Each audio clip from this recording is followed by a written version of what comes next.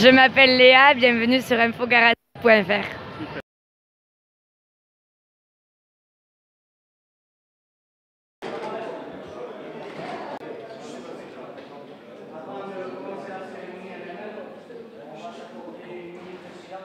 honorer notre camarade Jean-Pierre Caricri, décédé il y a quelques jours.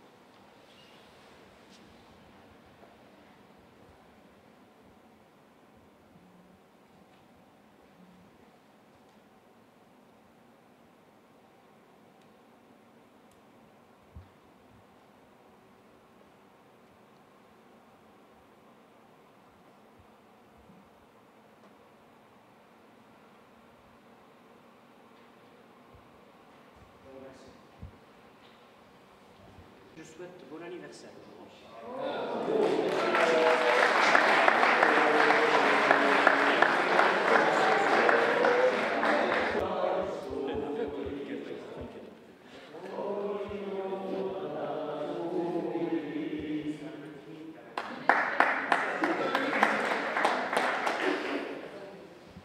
Élu du secteur défendu, représentant de la gendarmerie, représentant du corps médical, chers collègues retraités, chers amis.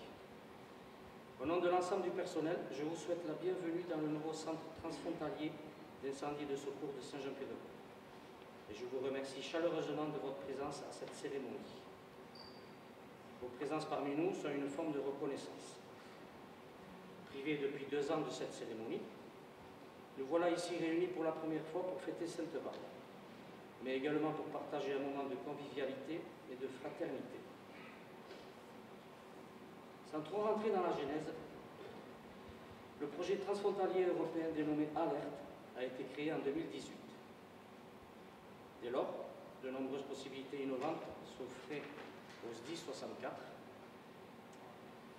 Après 4 années de travail et de collaboration avec le Guipuscoa, la Navarre et l'Aragon, beaucoup d'entre elles ont pu être réalisées. L'une de ces réalisations a été la construction de la nouvelle caserne de Saint-Jean-Pied-de-Port. Cette caserne est aujourd'hui notre fierté, notre présent. Nous allons y créer notre avenir sans oublier notre passé. Et l'INET, autre projet porté celui-là par le centre hospitalier de la Côte Basque, a pu être finalisé. À l'échelle transfrontalière, il ne serait rien sans l'expertise des pilotes. Jean-Jacques, ici présent, où es-tu Jean-Jacques? Jean-Jacques, pilote d'hélicoptère au SAMU de Bayonne, et celle qui, par le biais de l'engagement privé, la formation et la compétence. Ce trépied fonctionne ensemble est la seule façon d'être crédible envers nos concitoyens qui nous font tous les jours confiance. Quotidiennement, nous sommes exposés à la prise en charge des victimes et d'impliqués, de manière formative, instinctive et personnelle, et notre administration médicale, basée à Pau, elle représente l'unité des casernes. Cependant, le centre volontaire n'est pas un centre professionnel, et encore moins un autre centre volontaire. Le nôtre appartient à une culture locale, avec des contraintes ancrées à son terroir et à un territoire du Pays Basque intérieur fier et fort, qui va de Garantie à Ostigard, soit bien disponible. Ces spécificités nous dans notre activité opérationnelle, qui s'établit du 1er décembre 2021 au 31 novembre 2022. Secours à personne, 423 sorties, dont malheureusement 59 accidents de la route. Lutte contre les incendies, 87 sorties. Protection des biens, de l'environnement et assistance animaux, 35 sorties. Soit un total de 545 interventions. En 2020, nous en avions fait 431. En 2021, 469. Entre 2020 et 2021, nous avons réalisé nos interventions en adaptant notre comportement face à un risque nouveau, la Covid-19. Cet ennemi invisible et l'évolution fluctuante des consignes nous ont contraints à revoir nos pratiques opérationnelles pour nous protéger personnellement, mais aussi pour assurer aux victimes un transport dans des conditions optimales d'hygiène et de sécurité vers les centres hospitaliers. Nous avons collectivement fait face à cette pandémie, en respectant mieux nos engagements en assurant avec humilité, bon sens et bonne volonté un service public de qualité. Le souci principal d'un centre volontaire est de pouvoir répondre correctement à toutes les demandes de secours. J'ai la France cet été. Les médias mettaient en évidence le manque de pompiers dans les casernes pour les combattre et de matériel pour les éteindre.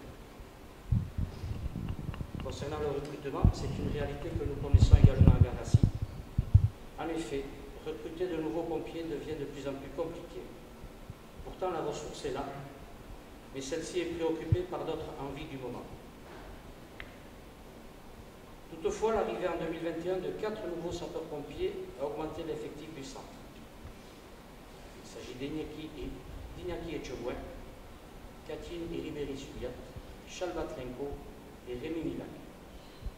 Leur bon état d'esprit et leur implication font déjà l'unanimité au sein du centre. Merci à la commune Saint-Jean-Pied-de-Port et à la communauté de l'agglomération Pays Basque. La mise à disposition en journée des employés communaux et communautaires constitue pour ce centre la garantie d'assurer un effectif minimum.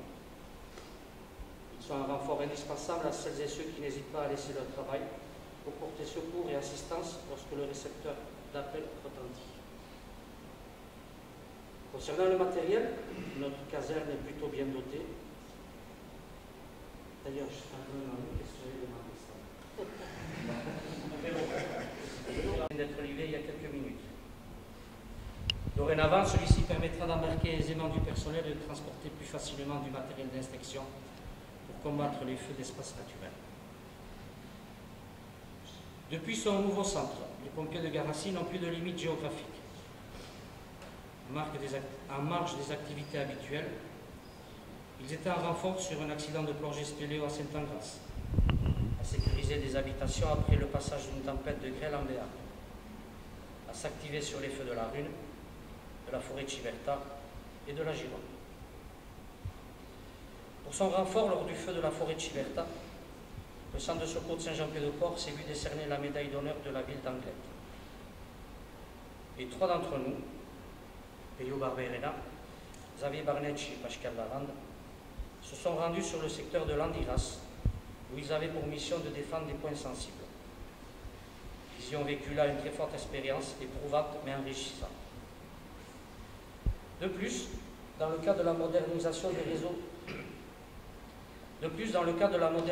des réseaux radio de la sécurité civile, en perpétuelle évolution, un pompier de Garassi, jusqu'à la rente toujours,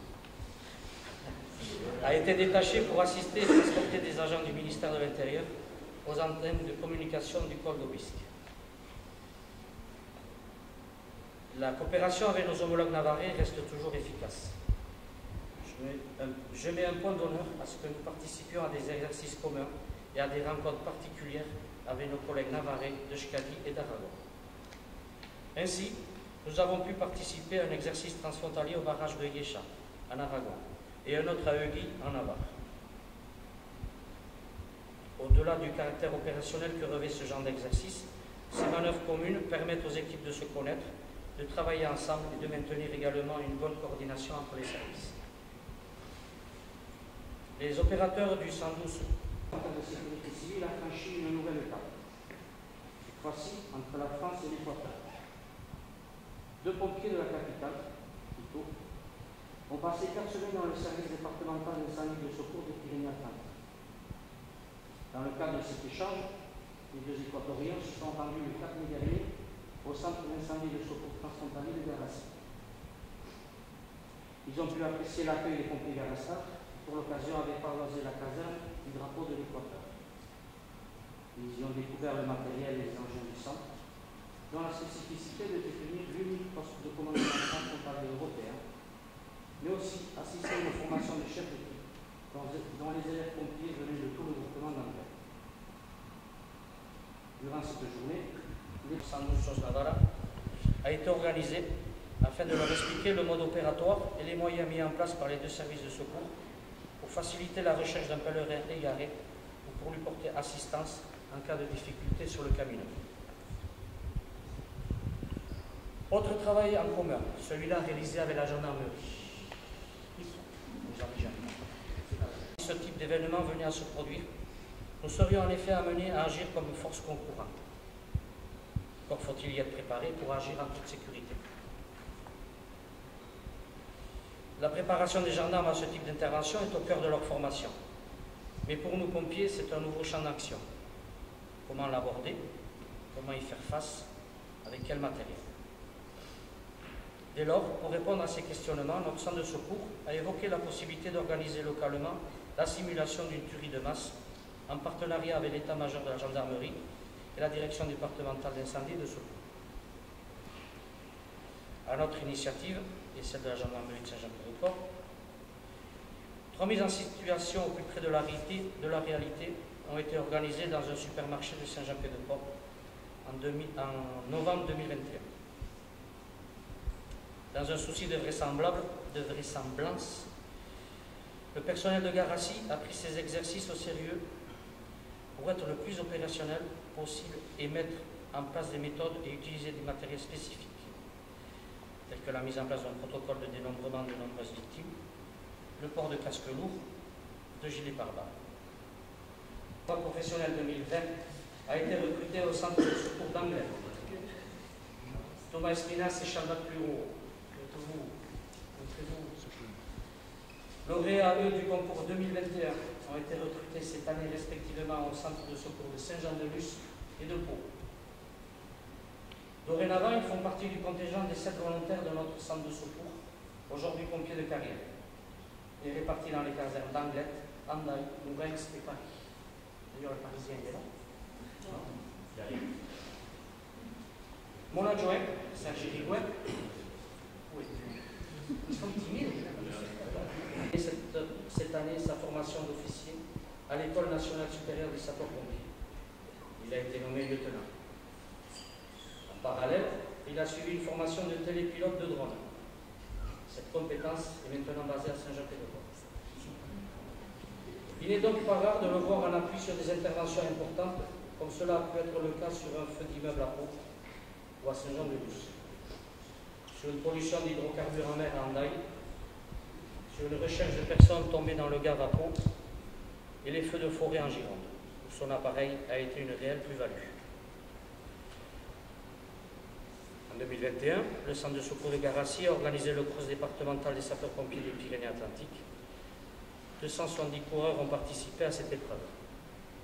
Athlètes accomplis ou sportifs amateurs, ils ont tous été méritants et ont fait la fierté de leurs centres respectifs.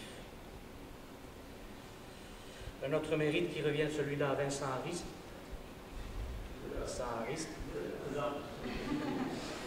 Il a réédité l'ascension du Mont Blanc pour promouvoir les actions de l'œuvre des pupilles des sapeurs-pompiers. Mesdames et messieurs, ce centre de secours a encore été à hauteur de ses compétences. Les pompiers de Garassi ont encore fait face à une activité importante durant ces 3 dernières années, en marge de leur travail, de leur nuit de sommeil et de leur jour de repos, à secourir les personnes et leurs biens, et à porter haut les valeurs de notre centre. Je les en remercie devant vous grandement. Je remercie également l'encadrement et les formateurs du centre qui assurent avec efficacité, dynamisme et disponibilité les charges qui leur sont confiées. 7 d'entre nous vont être décorés aujourd'hui de la médaille d'honneur courage et dévouement pour leur investissement et leur engagement chez les sapeurs-pompiers. Je vais vous appeler un par un, vous allez vous présenter.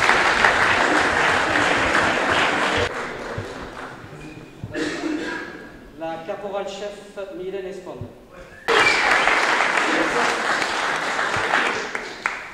Le sergent-chef le sergent-chef Guy Lureau pour 10 ans de service.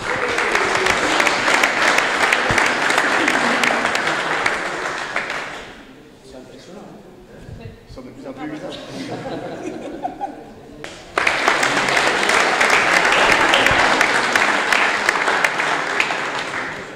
L'adjudant-chef Pascal Larande pour 20 ans de service.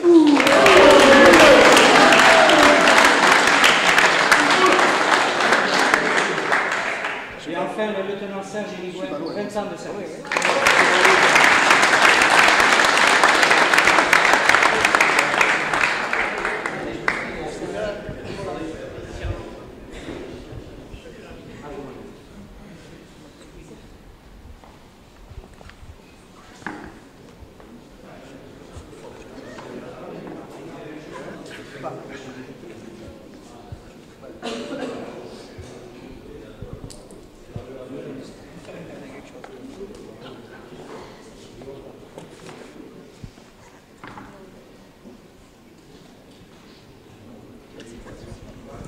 pas fait exprès Manu, mais c'est Xavier Babuch.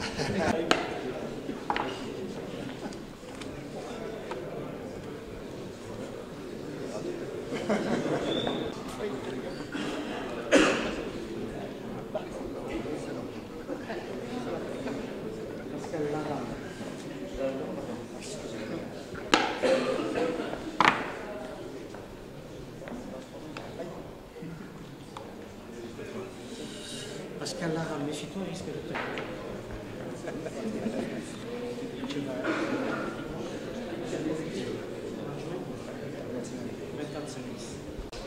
On peut les applaudir?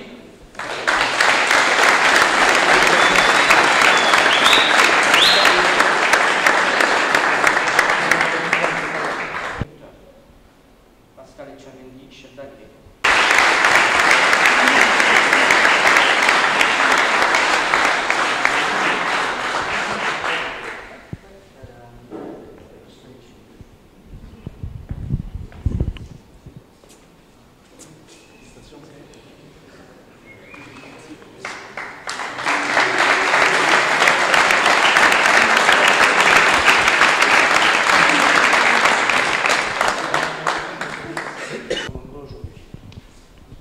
Je n'oublie pas le dévouement, voire l'abnégation avec lequel vous avez servi sans gros moyens.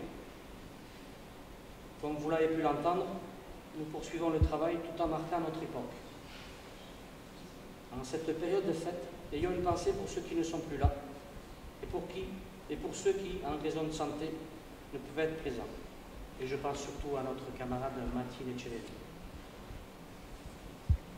Une pensée aussi à nos conjoints et à nos enfants qui, en subissant nos absences, sont loin d'avoir le meilleur rôle.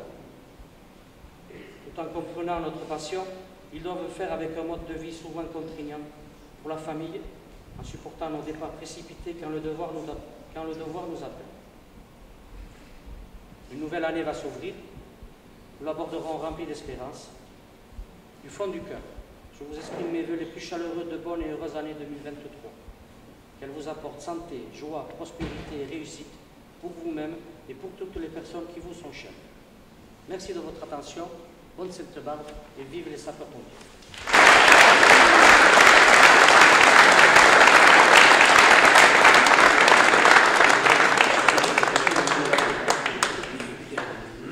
Tous les élus qui sont présents, c'est toujours un grand moment d'émotion pour moi d'être là toutes les Sainte-Barbe, avec le grand plaisir que j'ai de partager quelque chose qui se transforme, oserais-je le dire, presque en termes d'amitié, en tout cas à mon sens, dans votre présence au quotidien, très touchée par la lecture de ces 3 années, parce qu'effectivement, on n'a pas pu être là les 2 dernières années, mais vous avez toujours été là, vous l'êtes toujours, auprès de chacun, de chaque citoyen, de chaque citoyenne.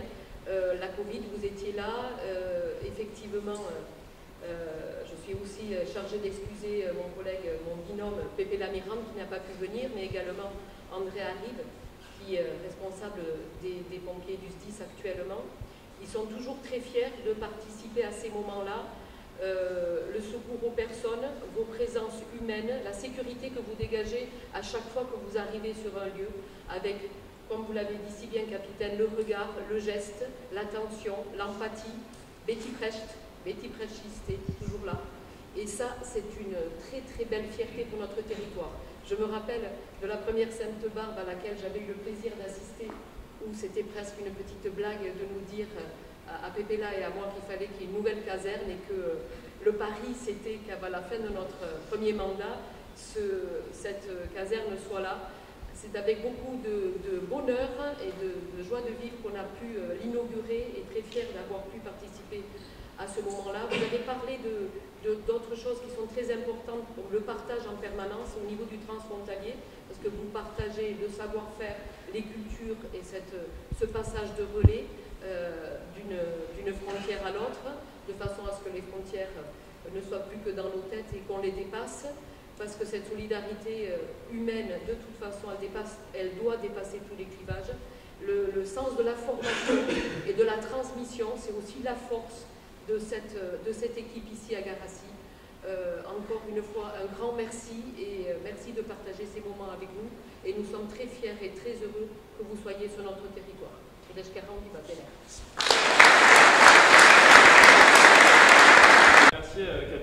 tous pour l'invitation pour cette Sainte Barbe. Ce mois de décembre me donne l'occasion de faire le tour des différentes casernes et de vous dire la reconnaissance et les remerciements au nom de la représentation nationale pour votre dévouement au quotidien, pour l'engagement que vous faites auprès de nos concitoyens, auprès de notre pays. Vous dire que nous sommes très fiers et reconnaissants de cet engagement, dire aussi auprès de votre famille, comme l'a dit le capitaine, les remerciements, parce que devenir sapeur-pompier volontaire ou professionnel, ce n'est pas un choix individuel, c'est un choix collectif qui engage votre famille. Donc leur dire aussi que nous sommes à leur côté. J'ai rapidement, après ma prise de fonction, rencontré le colonel Boulou et le capitaine Vidal, ainsi que M. Harib, pour faire le point sur les besoins et les nécessités du corps de pompiers volontaires ou professionnels sur le département. Les événements de cet été, notamment en Gironde, ont mis en lumière parfois les difficultés humaines, matérielles et financières à laquelle vous êtes confrontés et ont remis le rôle essentiel des pompiers dans la vie de notre quotidien. Et je travaille à leur côté, notamment avec le capitaine Vidal, sur la question des pompiers volontaires, sur la question de la mise en disponibilité par les employeurs, du financement aussi et de la rémunération qui peut être la vôtre pour qu'on puisse avancer main dans la main pour offrir une qualité de service public sur l'ensemble du territoire national. Ça va de pair avec la question de la gendarmerie aussi. J'étais cette nuit en patrouille jusqu'à très tard, ou plutôt très tôt, avec la gendarmerie d'Oloron sur le territoire du Haut-Béarn. Donc cette complémentarité ici avec les services des pompiers, la question transfrontalière qui est essentielle aussi, de partage d'ambition et de partage de pratiques avec nos voisins de l'autre côté des montagnes. C'est quelque chose qui est très beau et une belle dynamique aussi sur cette caserne, comme l'a fait le capitaine en remémorant l'ensemble des éléments et des événements qui ont traversé, et aussi la fidélité que vous avez dans votre engagement au vu du nombre de médailles. Et ce n'est pas dans toutes les casernes qu'on remet autant de médailles pour 10 ans ou 20 ans d'engagement. Donc vous remercier une nouvelle fois, vous dire, le petit clin d'œil à la personne qui est partie au Mont Blanc pour les pupilles des pompiers. Je travaille aussi avec les pupilles de la nation pour faire en sorte que la prise en charge et l'accompagnement des enfants qui sont libres, qu'il puisse y avoir une prise en charge plus efficace et plus attentive. Notamment, on a traversé cette situation à Oloron avec Jonathan Lassus-David qui a péri en tant que pompier professionnel de Paris. Donc cet accompagnement du quotidien pour penser l'action d'aujourd'hui, mais aussi la prise en charge de demain. Donc vous renouvelez une nouvelle fois mes remerciements et ma reconnaissance pour l'engagement que vous faites au quotidien pour notre territoire et pour nos concitoyens. Je vous remercie.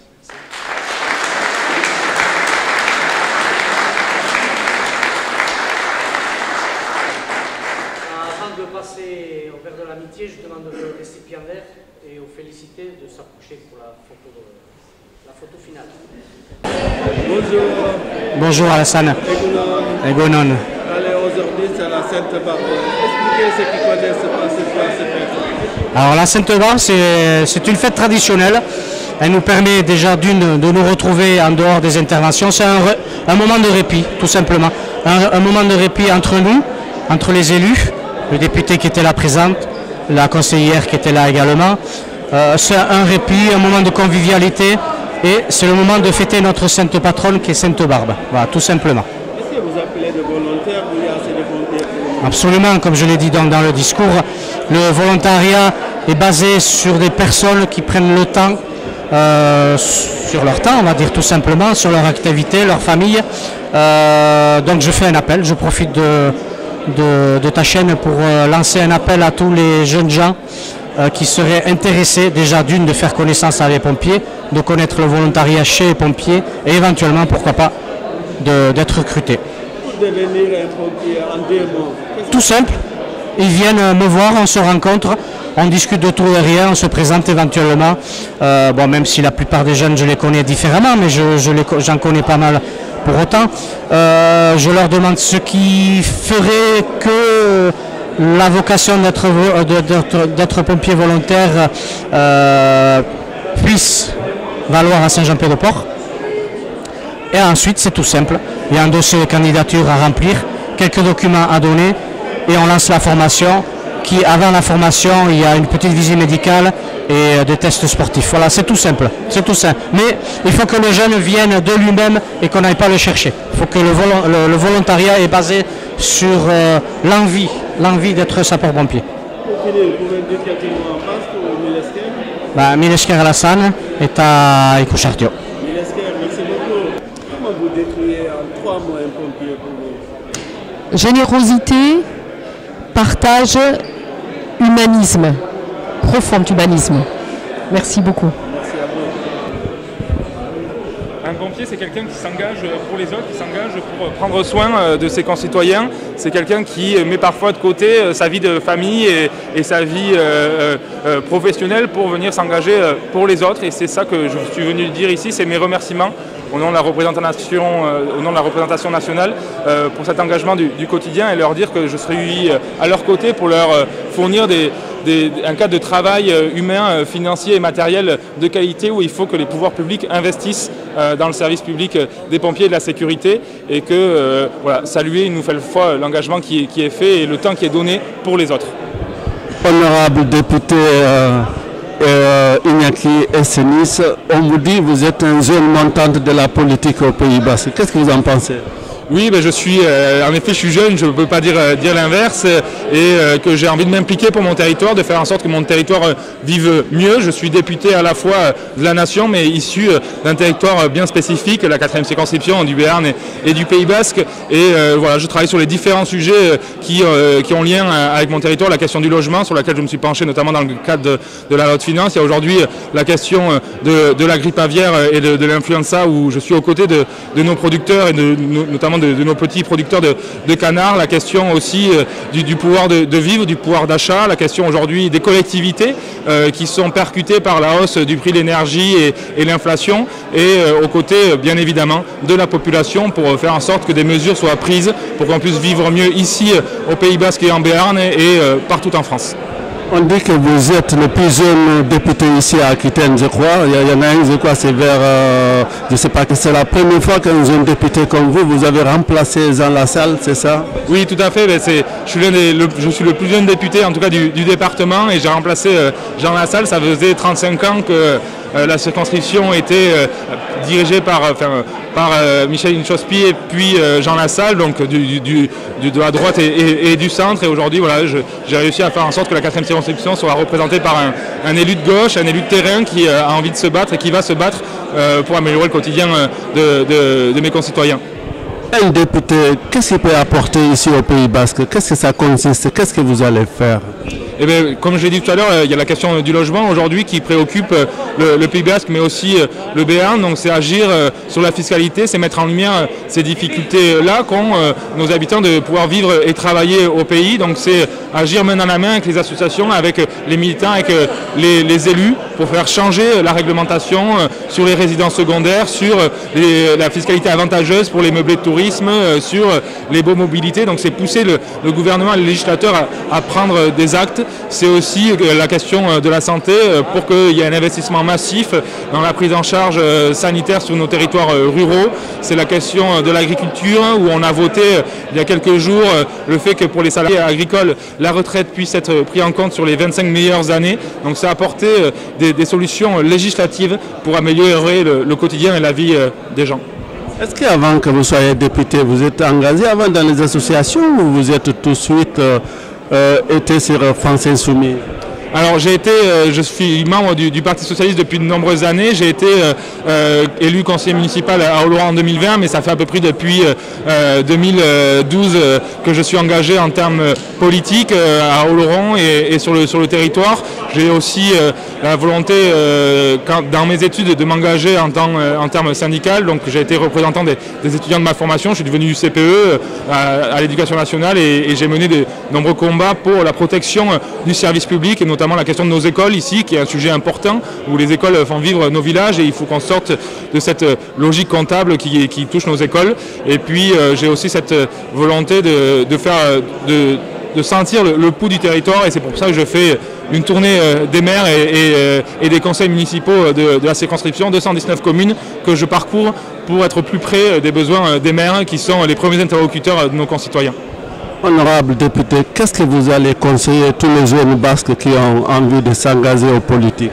Eh bien, engagez-vous, il ne faut pas avoir peur du plafond de verre comme on dit, c'est pas parce qu'on est jeune qu'on ne peut pas avoir des responsabilités, qu'on ne peut pas avoir des idées, donc c'est voilà, franchir la porte, pousser la porte et peut-être un peu fort parfois si on ne veut pas vous laisser rentrer, mais de ne pas laisser sa place et que en termes politiques d'engagement associatif ou politique, il y a de la place pour tout le monde et qu'il faut faire vivre, c'est ça, faire vivre notre démocratie, c'est s'engager, porter ses idées. On peut pas toujours être d'accord, mais du moment où on les porte avec respect des uns et des autres, ça fait avancer le débat et je pense que c'est par le débat qu'on arrive à faire progresser notre société. Est-ce que vous parlez le basque ou vous dites Milesker à nos auditeurs? Alors malheureusement, j'ai pas pu l'apprendre et c'est une question sur laquelle je m'engage notamment avec l'OPLB et Antoine Curucciari sur la question du basque. J'ai interpellé plusieurs fois Pape Ndiaye sur sa volonté de développer ou non le bilinguisme, l'immersif, le passage des examens en euskera. Et parce que moi je n'ai pas eu cette possibilité-là, mes parents et mes grands-parents sont issus du Pays Basque espagnol, d'Azpeitia et de Beasain, et j'ai pas eu cette possibilité-là de l'apprendre. Et c'est pour ça que je veux que l'État français aujourd'hui reconnaisse la nécessité pour nos langues, que ce soit le basque ou l'occitan ou même le breton, qu'on puisse y être, en être fier et qu'on puisse le transmettre. Je travaille beaucoup sur cette question avec Paul Molac, qui est à l'origine de la fameuse et la célèbre loi Molac, pour qu'on puisse continuer ce travail-là. Donc, je le comprends un petit peu et je commence à le parler un petit peu et j'espère pouvoir. J'ai toujours mon petit dictionnaire avec moi quand je prends la route pour pouvoir apprendre le plus possible. Donc, Milesker. Milesker. Milesker Radio. Merci beaucoup.